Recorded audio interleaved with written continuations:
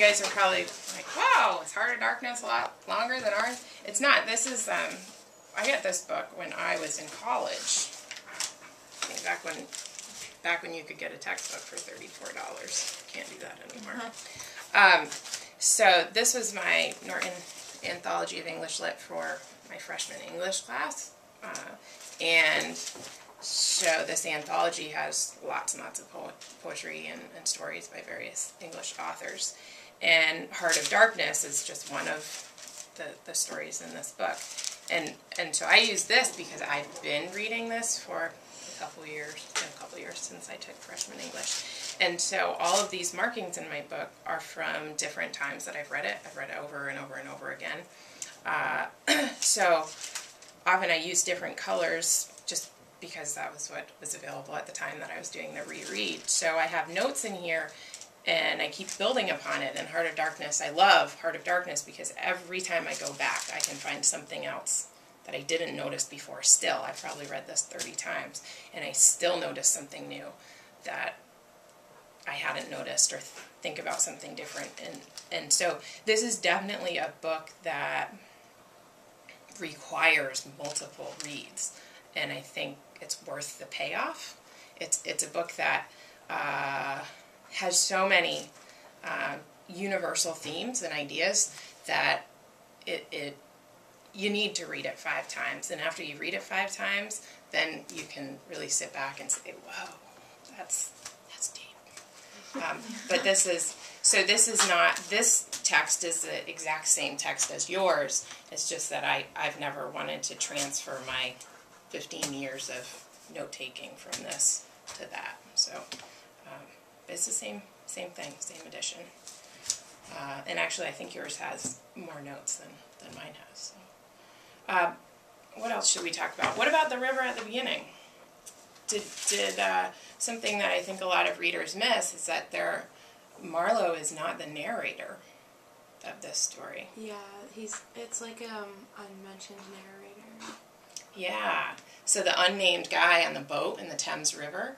And do you guys remember what he said about the Thames as they're sitting out there stuck, waiting for the tides to change? Anyone catch the attitude of the initial narrator? No? He refers to the venerable stream. Venerable, like worthy of respect. The narrator talks about the men who have gone up and down that river in the unceasing service.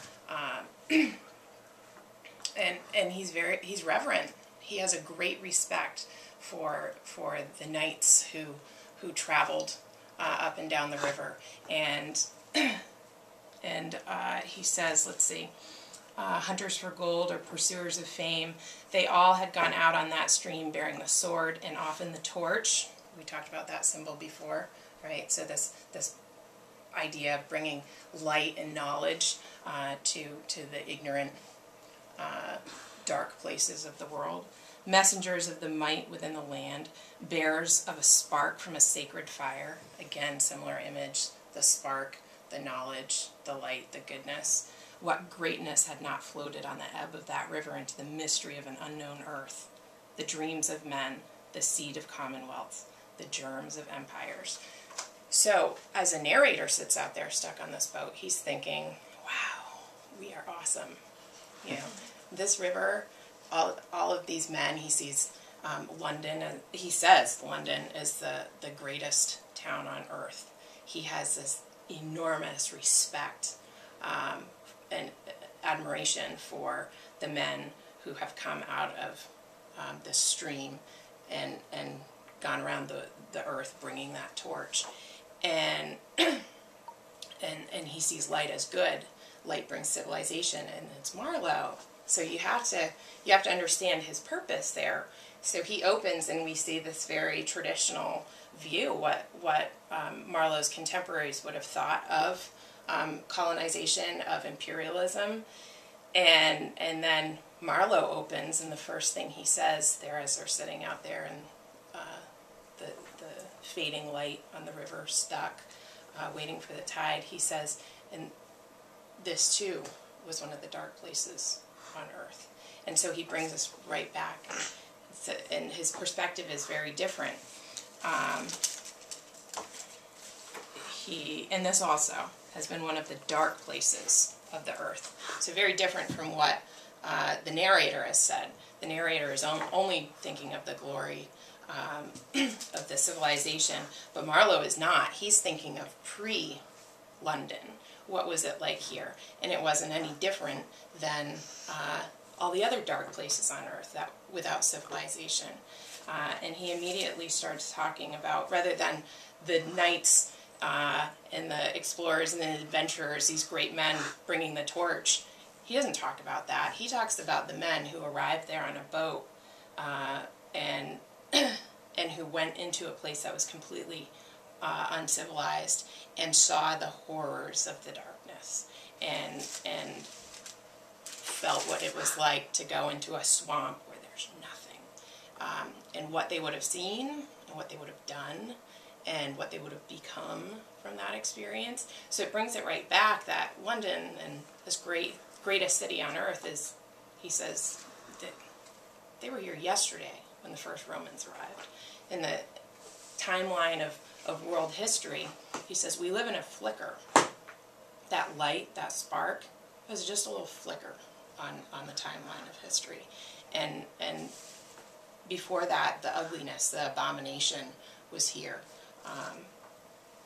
He says, think about what it must have been like.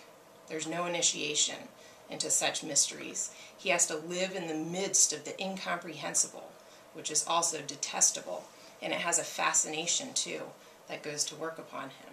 The fascination of the abomination, you know. Imagine the growing regrets, the longing to escape, the powerless disgust, the surrender, the hate. He's not talking about Africa. He's talking about England, and that it was just yesterday in the big picture. So we see the two ideas and the two images of this river and these explorers side by side at the beginning, and that sets us up for a comparison later on with the Congo River in Africa. It reminds us we're not far from what Marlowe experiences there.